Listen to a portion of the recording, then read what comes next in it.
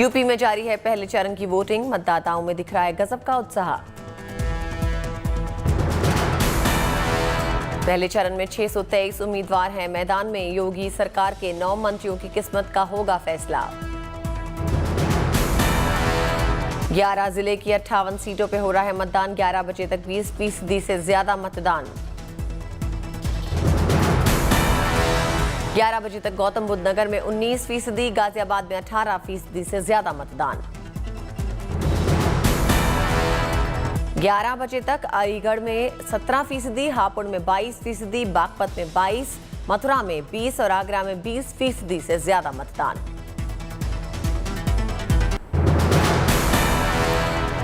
मतदान ने पकड़ी रफ्तार। सर्दी के बावजूद बूथ पर लगी लंबी लंबी कतारें। शाम 7 बजे तक जारी रहेगा मतदान।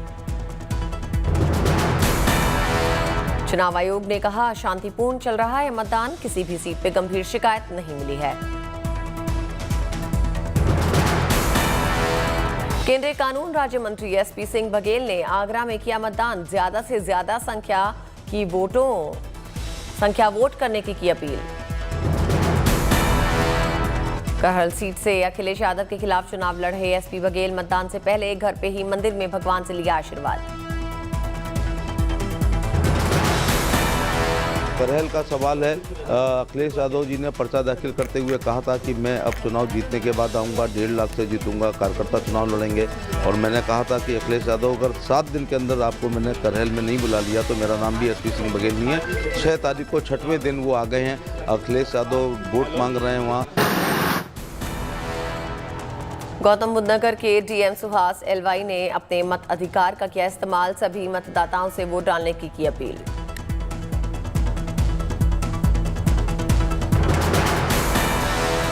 नोएडा से बीजेपी कैंडिडेट पंकज सिंह की किस्मत का फैसला। बूथों के बाहर लगी लंबी कतार।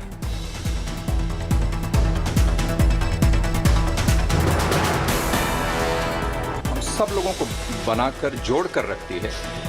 उसको भी बढ़ाने के लिए, उसको बनाए रखने के लिए, उसका संरक्षण करने के लिए भी आवश्यक है कि आज निकलकर वोट जरूर करें। सबसे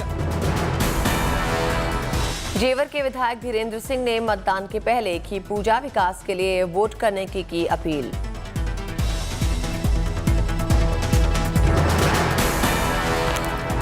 दिव्यांग भी मतदान में बढ़ चढ़ कर ले रहे हैं हिस्सा। जेवर में ट्राईसाइकिल से मतदान करने पहुंचे आनंद सिंह ने पेश किए मिसाल।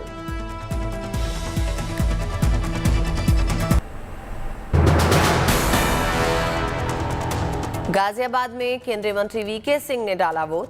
लोगों से सुशासन और विकास के लिए मतदान की अपील।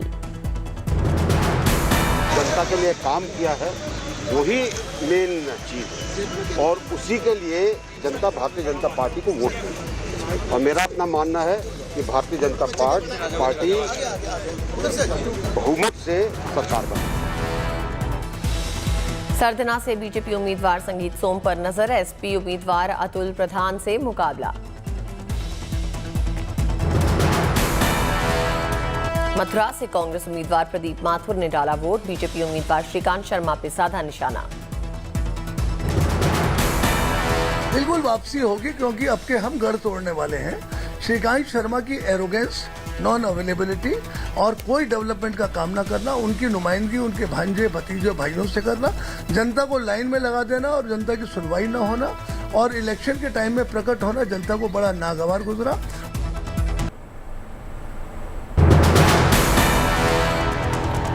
अलीगढ़ में पूर्व मुख्यमंत्री कल्याण सिंह की पत्नी ने डाला वोट। अतरौली के मंडौली बूथ पे वोट डालने पहुंची नाती और बेटा भी पहुंचे। वोटिंग के दिन किसान नेता राकेश टिकैत का बयान। कहा केंद्र सरकार से गलती हुई थी इसलिए कृषि कानून लिया वापस। चुनाव आयोग ने 58 विधानसभा सीटों से 12 को घोषित किया संवेदनशील। बढ़ाई गई सुरक्षा। खैरागढ़, फतेहाबाद, आगरा दक्षिण 12 सीट संवेदनशील घोषित। छाता, मथुरा, सरधना, मेरठ शहर, चपरौली, बड़ौत, बागपत, कैराना भी लिस्ट में शामिल। गृह मंत्री अमित शाह ने ट्वीट कर कहा मतदाताओं का वोट यूपी के उज्जवल भविष्य का है आधार। सुशासन देने वाली सरकार के लिए करें वोट।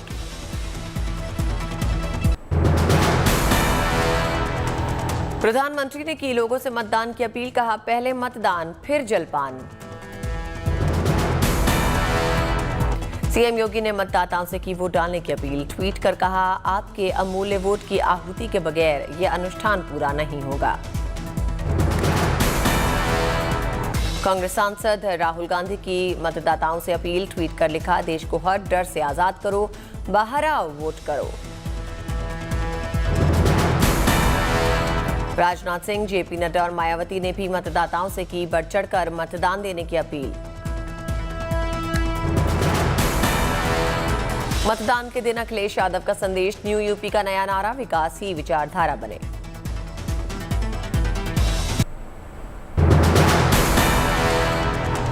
मथुरा से बीजेपी उम्मीदवार और मंत्री श्रीकांत शर्मा ने डाला वोट, कहा कमल से होगा विकास। चुनाव कोई सामान्य चुनाव नहीं है, ये चुनाव उत्तर प्रदेश की परिवारों का, बेटियों की सुरक्षा से जुड़ा चुनाव है। मेरठ से आई मतदान की तस्वीरें, बूथों पे दिखी लंबी लंबी लाइन। लोकतंत्र के महापर्व में 110 साल की बुजुर्ग महिला भी हुई शामिल, मेरठ के अचरौंडा में वोट डालने पहुंची। गाजियाबाद में भी मतदान को लेकर भारी उत्साह, वोटिंग के लिए इंतजार करते दिखे लोग।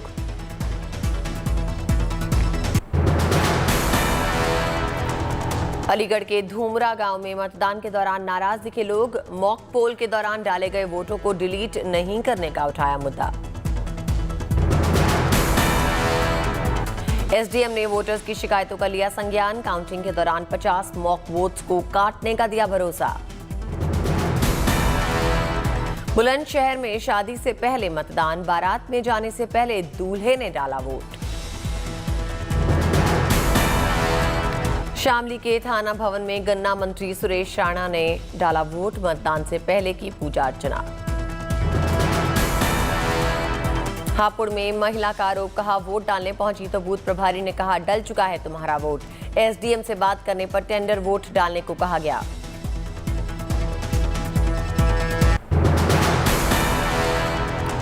मुजफ्फरनगर के एक पोलिंग बूथ पे ईवीएम खराब हुआ, समय से नहीं शुरू हो पाया मतदान। कैराना में पोलिंग बूथ पे ईवीएम हुआ खराब, 2 से 3 घंटे तक मतदाता परेशान रहे। गौतम बुद्ध नगर की तीनों विधानसभा सीटों के लिए मतदान जारी, भारी संख्या में सुरक्षा बल तैनात। नोएडा, दादरी और जेवर विधानसभा में 16,23,545 मतदाता कर रहे हैं उम्मीदवारों की किस्मत का फैसला। नोएडा के सेक्टर 26 से आई मतदान की तस्वीरें, वोट डालने के लिए कतार में लगे लोग।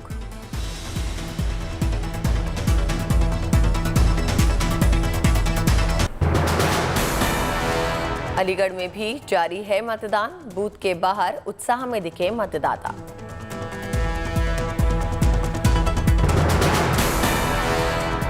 शामली से भी आई लोकतंत्र के महापर्व की तस्वीरें, वोटिंग के लिए मतदाताओं की लगी भीड़। बागपत में वोटिंग जारी, बूथ के बाहर मतदाताओं की लगी कतार। जेवर में भी पहले चरण की वोटिंग जारी, पब्लिक इंटर कॉलेज में मतदान केंद्र। मतदान के दौरान सुरक्षा के पुख्ता इंतजाम, जगह जगह पुलिस के साथ केंद्रीय बल भी तैनात।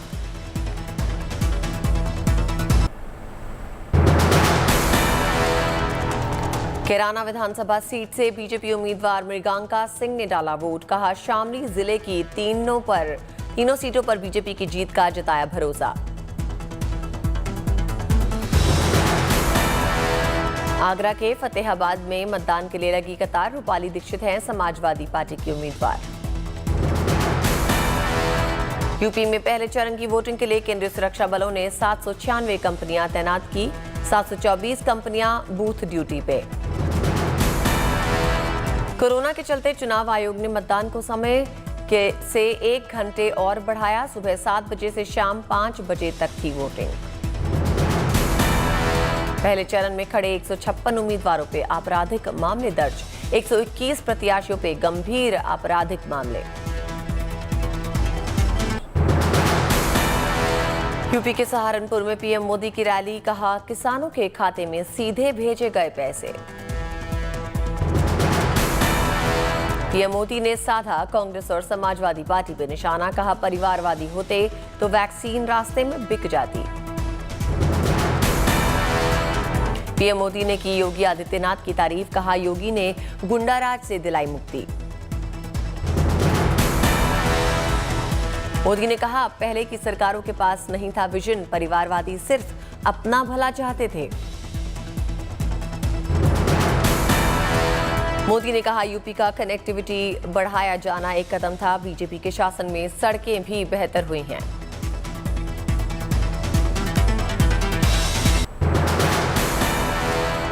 सुप्रीम कोर्ट पहुंचा कर्नाटक का हिजाब विवाद, कपिल सिब्बल ने सुप्रीम कोर्ट से की सुनवाई की मांग। कपिल सिब्बल ने दी दलील, कहा कर्नाटक में लड़कियों पे फेंके गए पत्थर स्कूल कॉलेज तक करने पड़े बंद। सुप्रीम कोर्ट के फिलहाल मामले की सुनवाई से इंकार, चीफ जस्टिस ने कहा पहले कर्नाटक हाई कोर्ट की सुनवाई होने दें पूरी। कर्नाटक हाई कोर्ट ने केस को बड़ी बेंच को किया ट्रांसफर, आज 3 जजों की बेंच करेगी सुनवाई। हिजाब विवाद पर भारत की पाकिस्तान को 2-2, कहा पहले अपना ट्रैक रिकॉर्ड देखें।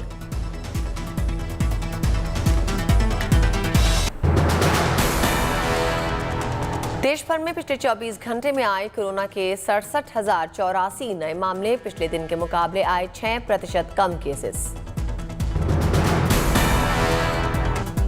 रिकवरी रेट में भी दिखा सुधार, रिकवरी रेट बढ़ के हुई 96.95%, लगातार बेहतर हो रही है रिकवरी रेट। पिछले 24 घंटे में 1,67,000 से ज्यादा लोगों ने दी कोरोना को मात, अब तक 4 करोड़ 11 लाख से ज्यादा लोग दे चुके हैं कोरोना को मात। कोरोना के एक्टिव केसेस में भी आई गिरावट, पिछले 24 घंटे में कम हुए 1,02,039 एक्टिव केसेस। पिछले 24 घंटे में 40,44,000 से ज्यादा टीकाकरण, अब तक 1,71 करोड़ से ज्यादा टीकाकरण। पिछले 24 घंटे में केरल में आए कोरोना के सबसे ज्यादा केसेस, 23,253 लोग हुए संक्रमित।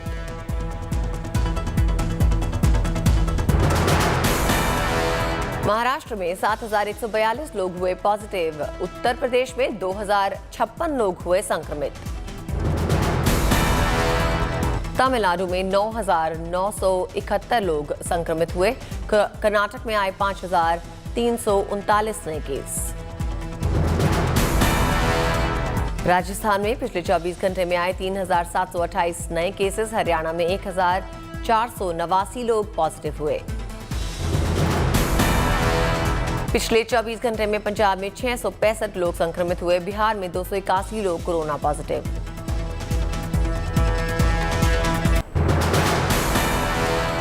हरियाणा में कोरोना काल के बाद आज से खुले स्कूल, मास्क लगाकर बच्चे स्कूल पहुंचे।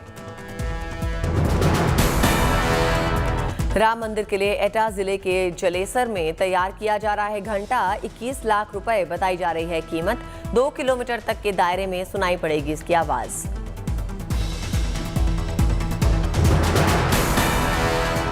छत्तीसगढ़ के दंतेवाड़ा जिले के अबूझमाड़ में किसानों को नहीं होना पड़ेगा पानी के लिए मोहताज, प्रशासन ने शुरू किया water lifting project.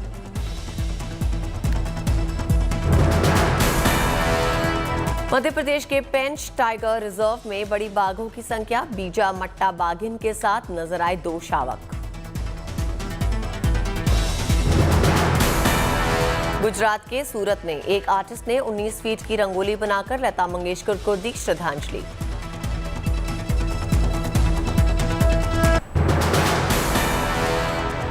Reserve bank ने लगातार 10वीं बार नीतिगत दरों में बदलाव नहीं किया, रेपो रेट 4% पर रखा बरकरार, रिजर्व रेपो रेट में नहीं हुआ कोई भी बदलाव।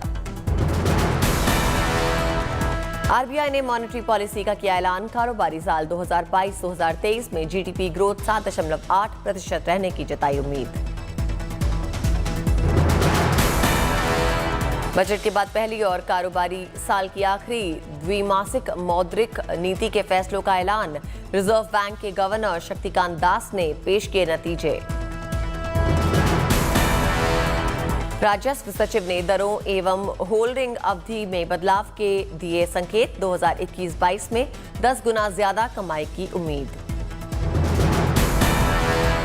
आरबीआई ने चालू कारोबारी साल में खुदरा महंगाई अनुमान 5.3% रखा। अगले कारोबारी साल 4.5% रहने की उम्मीद की।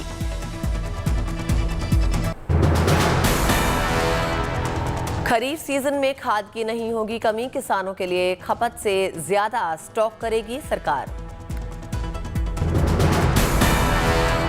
LIC IPO को बीमा रेगुलेटर की मंजूरी। 15 लाख करोड़ हो सकता है कंपनी का इवैल्यूएशन। रिलायंस ने स्टर्लिंग एंड विल्सन सोलर में 40% हिस्सेदारी का अधिग्रहण पूरा किया। रिलायंस न्यू एनर्जी लिमिटेड के जरिए हो रहा है सौदा। लॉन्च किए टाटा अल्ट्रोज XT और XZ प्लस नाम के 2 नए वेरिएंट्स। कीमत 7.96 लाख रुपए से शुरू।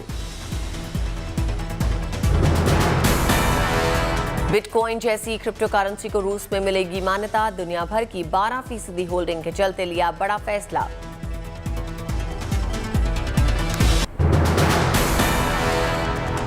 माधुरी दीक्षित के फैंस का इंतजार होने वाला है खत्म। स्टारडम के काले सच से रूबरू कराने आ रही हैं माधुरी दीक्षित। आलिया भट्ट की फिल्म गंगूबाई काठियावाड़ी का गाना ढोलीदा रिलीज हुआ। व्हाइट साड़ी में ठुमका लगाकर आलिया ने जीता फैंस का दिल।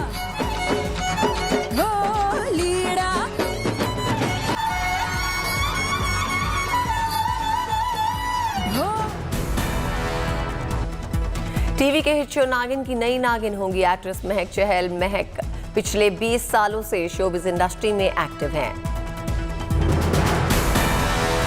रानू मंडल पे चढ़ा फिल्म पुष्पा का कुमार श्रीवल्ली गाने पे किया डांस। हंस हंस कर लोटपोट हुए फैंस। जिम में हैरान परेशान नजर आई एक्ट्रेस रानी चैटर्जी। फोटोज देख फैंस ने पूछा क्या हुआ मैम।